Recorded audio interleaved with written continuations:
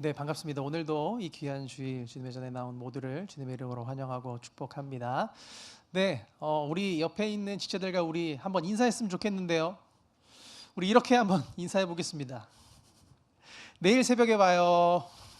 내일 새벽에 봐요. 내일 새벽에 봐요. 안 하는 청년들이 있네요. 한 번 더 해보겠습니다. 앞뒤로 해볼게요. 내일 새벽에 봐요. 인사만 하지 말고요. 금요일 성금요 기도회 봐요. 네, 제가 한 발 더 나갔죠? 죄송합니다. 네, 많이 들었어요. 그래도 입으로 함께 내일 새벽에 봐요라고 우리 인사한 우리 지체들이 많기 때문에 제가 검사는 못하겠지만 감사합니다. 네, 종려주일입니다. 이 종려주일 주님의 전에 나온 우리 모두 주님의 고난과 아픔에 동참할 수 있는 우리들 되었으면 좋겠습니다. 네, 종려주일은요, 목사님께 잘 설명해 주셨던 것처럼 이제 예수님께서 이제 3년간의 사역을 마무리하시고 십자가에 달리시기 위해 6월절 행사에 맞춰서 예루살렘 성으로 들어오시는데, 예수님을 맞이하던 이스라엘 백성들이 종려나무 가지를 흔들었다 해서 종려주일이라 합니다. 이스라엘 백성들은요, 6월절 기간이 다가오면 그 사람이 어디에 있던 간에 성전에 모여서 함께 하나님께 예배를 드려야 했습니다.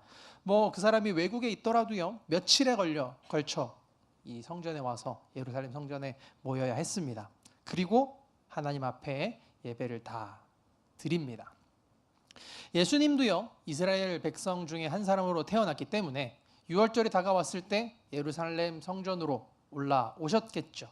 그리고 예루살렘으로 들어가시기 전에 이제 예수님께서 제자들에게 말씀을 하십니다.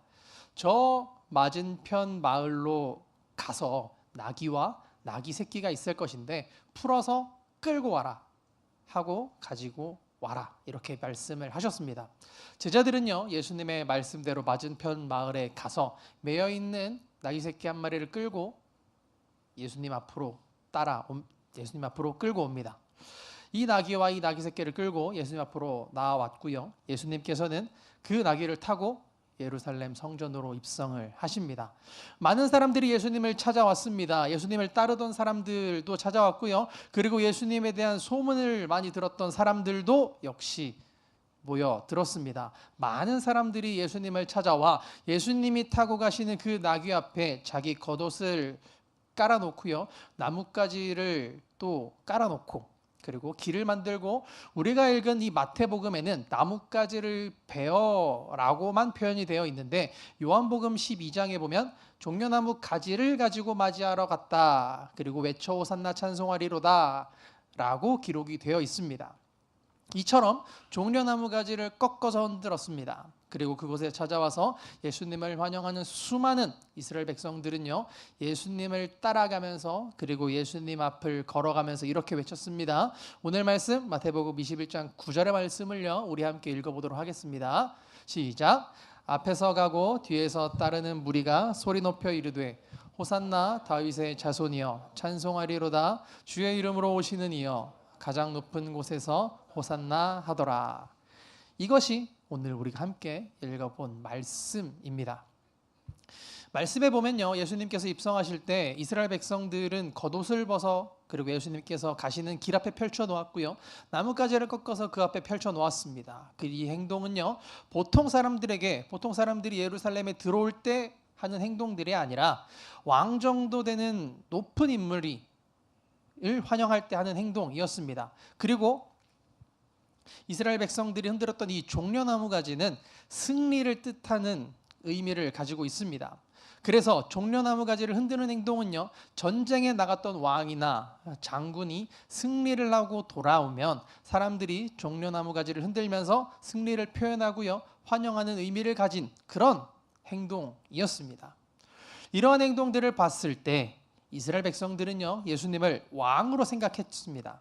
그리고 이스라엘 백성들은요, 예수님께서 자신들을 구원해 주기를 바랬는데 어디에서 그들을 구원해 주기를 바랬냐면 그 당시 식민지로 자신들을 통치하고 있었던 그 로마로부터요 자신들을 구원해 주기를 바랬고요. 힘들고 어려웠던 그 생활 속에서 자신들을 구원해 주기를 바랬습니다. 이스라엘 백성들의 눈에는 예수님이 그런 왕이었으면 좋겠다라는 거였겠죠. 로마로부터 승리해서 구원을 주시는 왕이 되었으면 좋겠다라는 것입니다.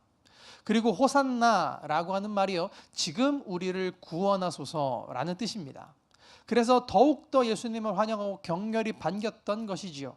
하지만 중요한 것은요 예수님께서는 단 한 번도 내가 너희를 이 힘든 로마의 압제에서 너희를 구해주겠다, 로마를 무찌르겠다 말씀하신 적이 없지요. 예수님께서는 하나님 나라의 여러 메시지들 그리고 하나님 나라의 그 구원의 말씀만 이야기하셨을 뿐 로마의 압제에서 너희들을 어떻게 해주겠다 말씀하지 않았습니다. 사람들이요 예수님을 그런 예수님으로 만들어 버린 거죠. 그런데 이건 모인 무리들 뿐만 아니라 제자들도요 크게 다르지 않았습니다. 왜냐하면 제자들도 종려나무 가지를 꺾어 흔들면서 호산나 외치던 그 승리를 갈구하던 백성들과 다를 바 없이 서로 하늘에서 높은 지위를 가지기 위해 싸우고 내가 더 높니 네가 더 낫니 하면서도 서로 경쟁하고요 시기했지요. 그리고 제자들은요 예수님과 함께 오랜 생활했지만 많은 시간 예수님과 함께 하면서 예수님께서 하신 그 말씀들에 대해서도 자세히 알지 못했고요 잘 이해하지 못했습니다. 예수님께서 예루살렘 성으로 들어가시는 것은요 그냥 들어가는 것이 아니라 우리 죄를 대신 지시고 죽어야 하는 그런 속죄 제물로서 그 성에 들어가시는 거였습니다.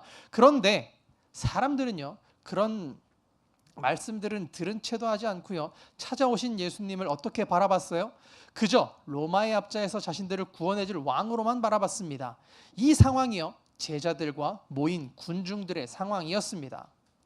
예수님을 환영한 그 무리들은 그리고 제자들은 로마를 무찌를 강력한 왕을 기대했습니다. 그리고 만약 예수님께서 그 기대에 부응하려 하셨다면 큰 말을 타고 입성하셨을 겁니다. 그런데 예수님께서는요 그런 사람들의 기대와는 전혀 반대로 다른 동물을 타고 성으로 들어가십니다. 바로 오늘 말씀에 나온 작은 새끼 낙이었습니다. 그럼 왜 예수님은 하필 이 낙이 새끼를 타셨을까? 그 이유가 무엇일까? 먼저 오늘 예수님께서 예루살렘으로 들어오시면서 나귀를 타고 들어오신 것은요 구약의 말씀 선지자의 그 예언을 성취하기 위해서인데요 스가랴 9장 9절 그 예언의 말씀을 성취하시고요 예수님의 겸손을 나타내시기 위해 나귀를 타고 들어오셨습니다. 스가랴 9장 9절의 말씀을 우리 함께 읽어보도록 하겠습니다. 시온에 따라 크게 기뻐할지어다 예루살렘에 따라 즐거이 부를지어다 보라 내 왕이 내게 임하시나니 그는 공의로우시며 구원을 베푸시며 겸손하여서 나귀를 타시나니 나귀의 작은 것 곧 나귀 새끼니라. 예수님께서는요 구약 그 예언의 말씀 구원을 주실 그 왕이 오실 것인데 나귀 새끼를 타고 오신다 그 말씀의 성취를 위해 나귀를 타셨습니다. 그리고요 앞에서 잠깐 이야기를 했는데 예수님 당시 예루살렘의 공식적인 그 입성 행사를 갖는 것은요 왕이나 군대의 지휘관이 전쟁에서 승리를 거두고 귀환할 때 그런 입성 행사를 가집니다. 그리고 이때 왕이나 지휘관은요 말을 타고 들어가면서 당당하게 예루살렘에 입성을 합니다. 전쟁에서 승리를 했으니까 얼마나 자랑스럽겠어요. 그렇게 승리한 위엄을 잘 나타내기 위해 말을 탑니다. 그리고 이 말은요 전시에 말을 탑니다. 그리고 이 말을 가지고 전쟁을 하니까요. 말은요 전쟁을 상징을 합니다. 그런데 예수님은 예루살렘에 입성하실 때 주로 전쟁에 사용되던 이 말 대신에 나귀를 타셨습니다. 이 나귀는요 주로 농사와 짐 수송에 사용이 되지요. 전쟁이 아니라 평상시에 주로 이 나귀를 사용했다라는 것입니다. 즉 이 나귀는요 평화로운 일상, 전쟁이 아닌 평범한 날 평화를 상징하는 겁니다. 그 평화를 상징하는 그 나귀를 타시고요 입성하신 것이지요. 이거를 정리해 보면요 예수님께서는 전쟁을 하기 위해 그 예루살렘으로 들어가는 것이 아니라 평화를 이야기하고요 그 평화를 전하기 위해 나귀를 타고 예루살렘에 들어가신 겁니다.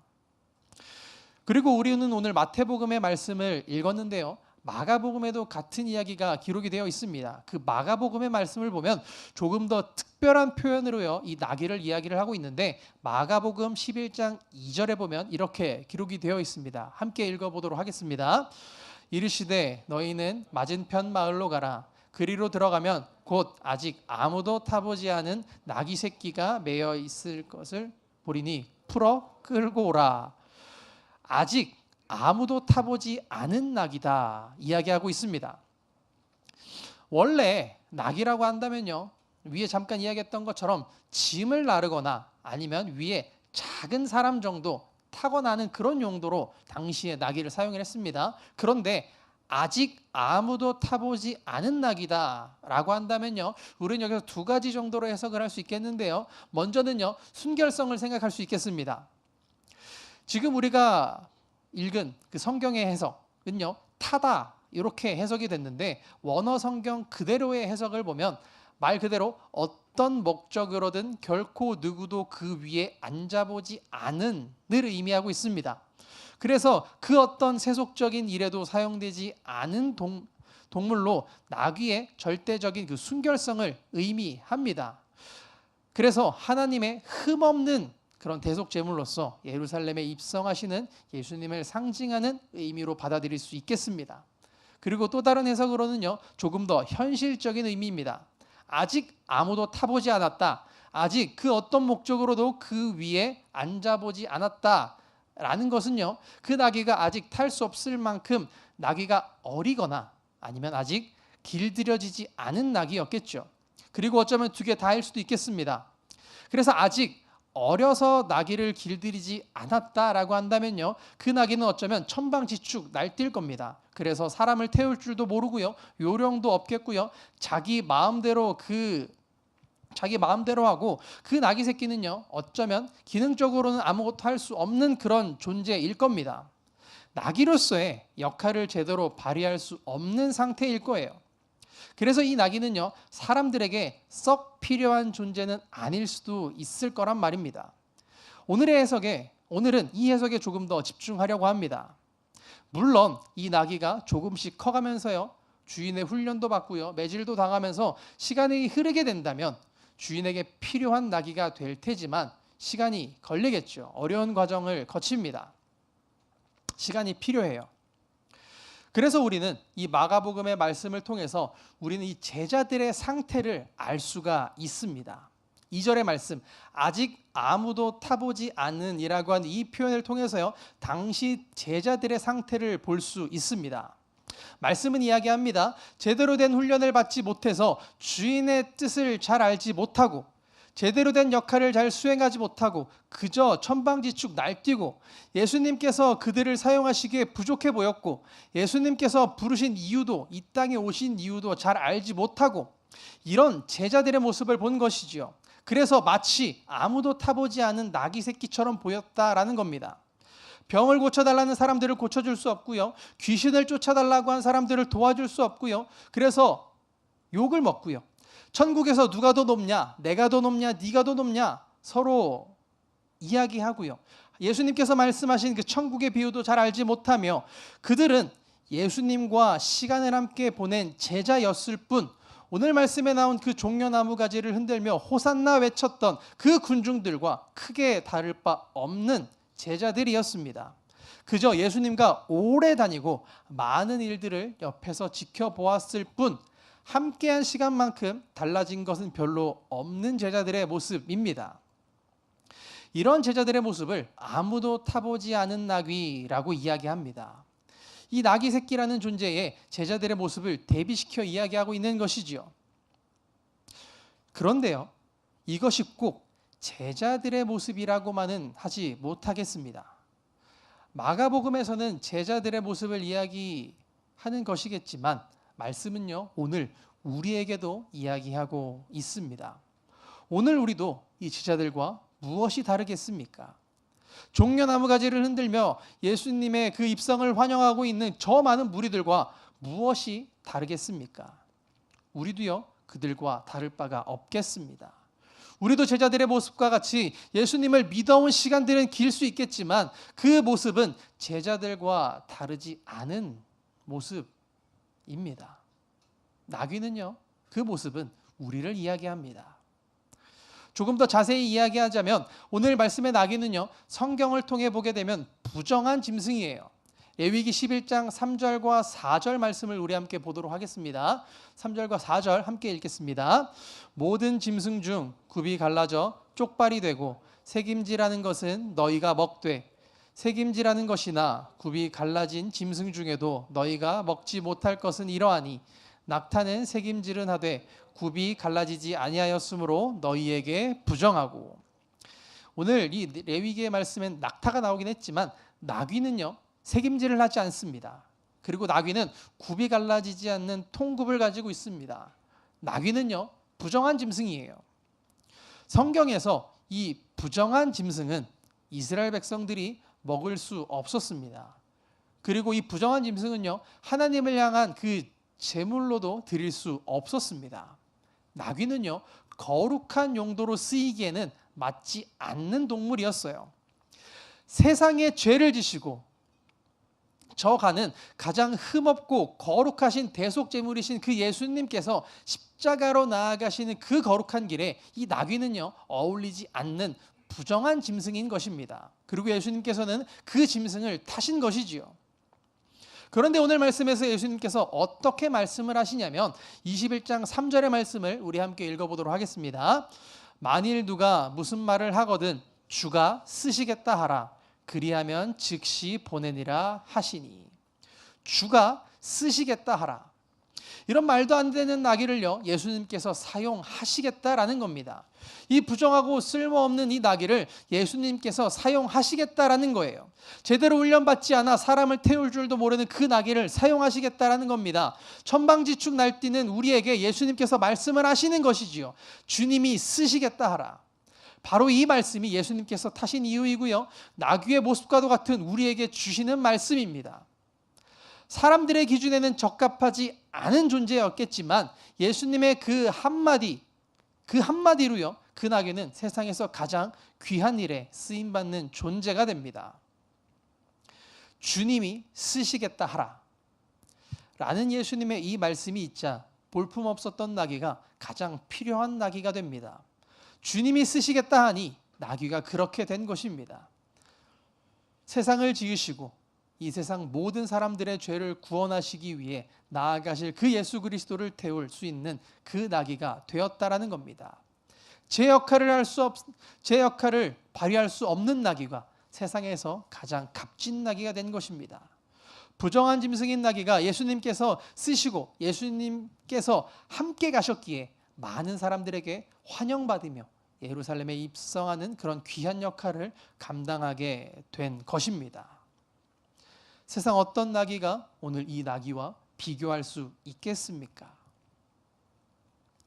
그런데요, 중요한 것은 새끼 나귀가 대단한 것이 아니지요. 단지 주님이 사용하셨기 때문에 그렇게 나귀가 된 것입니다. 제자들도 마찬가지란 것입니다. 이 아무도 타보지 않은 그 나귀 새끼와 같았던 제자들도 주님이 쓰시겠다 하라 이 말씀이 있다면요, 그들은 정말 귀한 사도로 변할 수 있다라는 겁니다. 그리고 이 말씀은 바로 오늘 우리에게도 똑같이 적용이 됩니다. 우리도 마찬가지지요. 우리들도요, 묶여져 있던 그 나귀 새끼와 같이, 그리고 아무것도 잘 알지 못하던 제자들 그 모습과 같은 모습일 겁니다. 그리고 우리도 예수님께서 예루살렘에 입성하시는 모습을 바라보는 군중들과 같은 생각을 가지고 있었을 것이고 이 땅에 내려오신 이유 또한 잘 알지 못했을 겁니다. 그런 우리에게 주님이 쓰시겠다 하라 이 말씀이 필요할 겁니다. 이 말씀만 있다면 되는 것이지요. 주님이 우리를 쓰시면 된다라는 겁니다. 아무것도 할 수 없는 우리에게 예수님의 이 말씀이 우리 마음속에 들려져 온다면 말씀의 나귀가 가장 가치 있고 가장 귀한 나귀가 되었듯 우리의 삶에도 변화가 찾아올 것입니다. 우리는 오늘 아직 아무도 타보지 않은 이 나귀 새끼와 별 다를 바 없는 존재들입니다. 우리도 제자들과 같습니다. 그저 나만을 생각하고요, 나를 나타내고요, 내가 옳다 생각하고 내 생각과 다르면 다 아니라 여기고 나귀와 별반 다를 바 없지요. 그저 제자들이 서로 다투던 천국에서 누가 더 높냐만 생각하고 내가 올라가기만을 바라는 우리들입니다. 예수님의 말씀을 더 순종하지 못하고 그 말씀을 이해하지 못하고 예수님의 그 마음을 더 깊이 생각하지 못하고 그 사랑을요, 그 아픔을 더 이해하지 못하고 우리는 그런 존재들입니다. 그런 우리들에게 필요한 말씀이요, 오늘 말씀입니다. 주가 쓰시겠다 하라. 그 말씀이 우리에게 들려져 올 때, 그리고 그 말씀으로 우리를 사용하실 때 우리의 가치는 변화됩니다. 중요한 것은요, 내가 아니라 주님입니다. 예수님이에요. 예수님이 사용하실 때 우리의 가치는 변하고 우리가 변화되고 새로워진다라는 것입니다. 지금 주님이 부르시고 사용하시는 우리의 자리는 어디입니까? 예수님께서 쓰시겠다 말씀하신 바로 그곳이 우리의 자리가 되는 줄 믿습니다.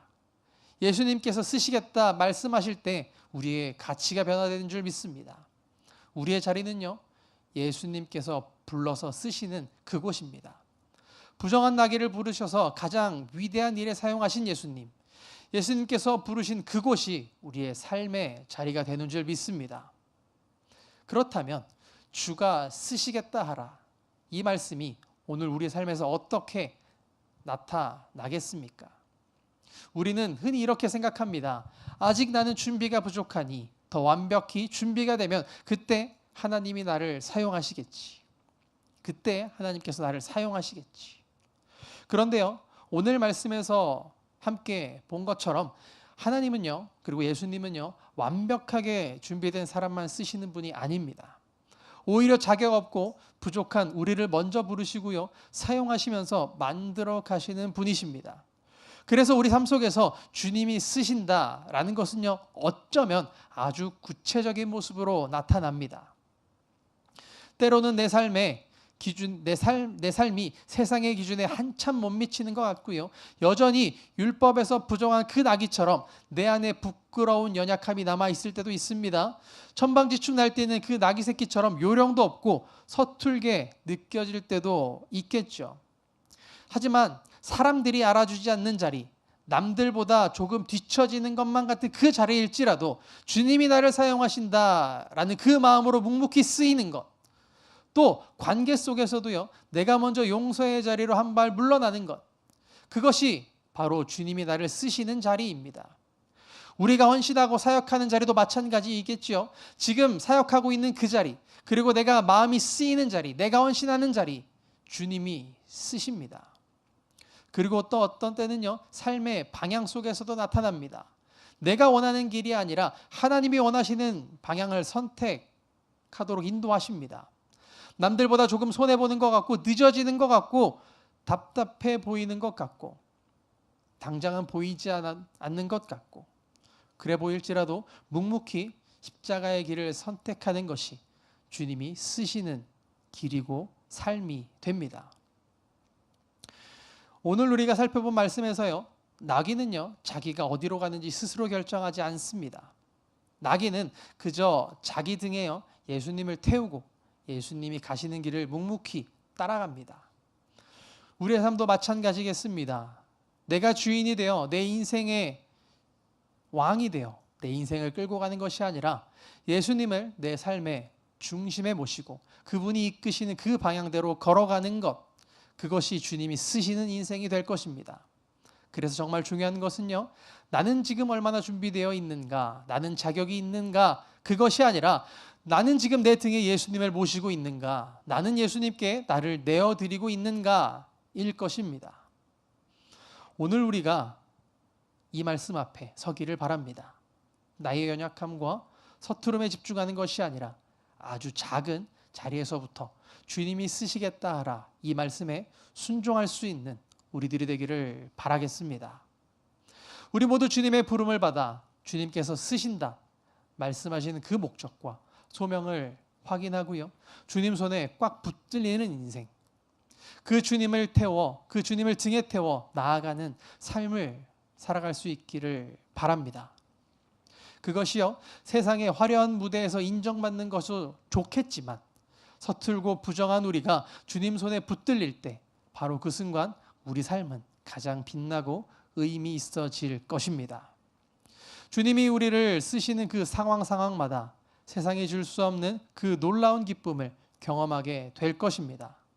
주님과 동행하는 바로 그 자리가 우리 삶의 가장 큰 기쁨의 자리가 되어갈 수 있기를, 그런 우리 과천의 청년들 모두가 될 수 있기를 주님의 이름으로 간절히 소망하겠습니다. 이 시간 함께 찬양 드렸으면 좋겠습니다. 가능하신 분들은 함께 자리에 일어나 주님을 찬양하기를 원합니다. 주님은 내 모습 이대로 사랑하시고 이대로 사용하시는 주님이십니다. 그 주님을 기억하며 이 시간 우리 함께 찬양하겠습니다.